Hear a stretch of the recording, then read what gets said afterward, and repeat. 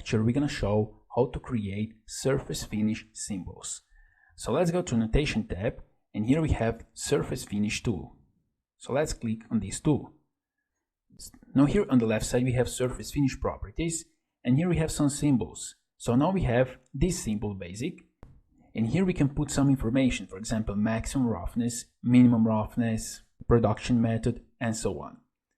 Now here if we choose a different symbol, for example this one, machining prohibited, now here we have a different boxes where we can put some information. So you can choose the symbol which one you need here, and then you can fill the information here. For example, let's go here with the basic. Let's go here with 50 for maximum roughness and 30, like this. And let's go here with production method. Let's go with milling, like this.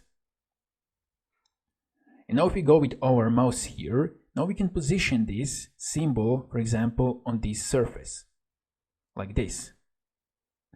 And now let's click OK. So here we have our surface finish symbol. Let's click on this symbol.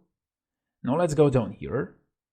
And here we can define an angle. For example, now we can rotate this, like this, to one direction, other direction, or we can change the position. We can rotate 90 degrees, or we can go like this to the other side. But let's go upright, and here we can add a leader. Now we have by the default no leader. Now we can add here leader, and now we have something like this, as you can see.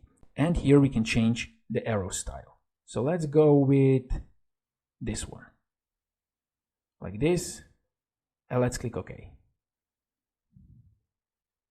And this is our surface finish symbol. We can click on this symbol, and we can save this. We can add or update a style. Let's call it A, and OK. Let's click OK now. And now when we go to Notation, Surface Finish, we can choose here A, and we can now add a new symbol here, for example, for this circle, like this. And let's click OK. So this is how you can create surface finish symbols in SOLIDWORKS.